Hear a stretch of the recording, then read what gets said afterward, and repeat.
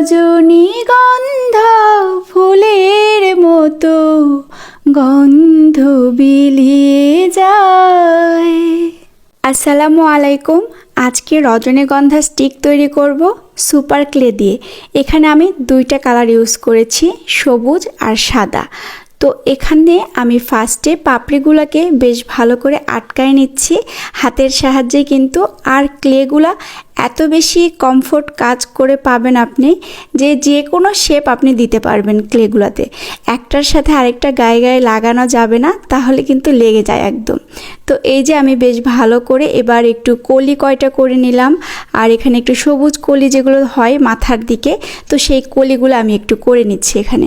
আর লম্বা যে লাঠিটা দেখতে পাচ্ছেন ওইটা আমি কিন্তু ঝাঁটার একটা কাঠি নিয়েছি, সেইটাতে নিছি। আর একটু শক্তপোক্তই নিতে হবে, যেহেতু এত কষ্ট করে বানাচ্ছি, একটু যদি টেকসই না হয় তাহলে আবার কেমন হয়। তো এই যে আমি কলিগুলার মাথাটা ঠিক একটু খাঁচকাটা করে দিচ্ছি। আর রজনীগন্ধা স্টিকগুলার মাথা কিন্তু এইরকমই হয় ফুলের ইয়েগুলা। তো এই যে আমি একে একে এখন সবগুলো আটকায় দিচ্ছি। এইটাতে কোনো গ্লু গান কোনো কিচ্ছু ইউজ করতে হয় না, অনেক বেশি সফট থাকে, একদম হাতের সাহায্যেই সুন্দর করে তৈরি করা যায়। আমি ওপরের দিকে কিছু সবুজ কলিগুলা দিয়ে দিচ্ছি, তারপর মাঝখানে আবার দিয়ে দেবো একটু সাদা কলি, আর নিচের দিকে একদম ফোটার যে ফুলগুলো থাকে ঠিক সেই ফুলগুলো দিয়ে দিব। তো এই যে একে একে সবগুলো এখন দিয়ে দিচ্ছি একটার পর একটা। এভাবেই বেশ সুন্দর করে পুরোটা করে নিব।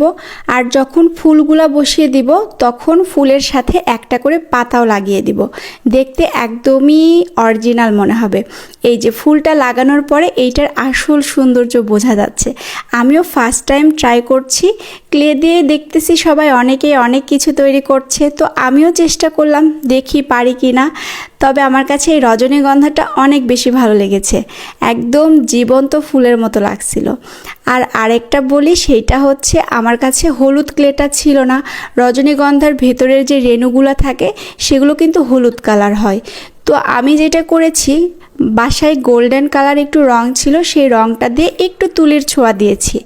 তবে সকালবেলা আমি আবারও নতুন করে ক্লে কিনে নিয়ে এসেছিলাম, তো সেগুলো দিয়ে আবার মাঝখানে হলুদগুলা দিয়ে দিয়েছি। এই যে বাসায় যে রংটা ছিল সেটা দিয়ে আমি করে দিচ্ছি গোল্ডেন কালার। তবে এটা আমার মন মতো হচ্ছিল না, তবুও এটা আমার কাছে বেশ ভালো লেগেছে, কারণ প্রথমবার আমি ক্লে দিয়ে ট্রাই করলাম। আর নিজের হাতে কিছু তৈরি করলে সেটা কিন্তু খুবই ভালো লাগে, বারবার করে সেটাই দেখতে থাকি। তো এই যে দুটা করে ফেললাম, আর সকালবেলা আমি আরও একটা স্টিক তৈরি করে ফেলেছি হলুদ ক্লেটা উপরে দিয়ে। তো এই ছিল আজকে রজনীগন্ধা স্টিক বানানোর ভিডিও। কেমন লেগেছে আপনাদের জানাবেন। আল্লাহ হাফেজ।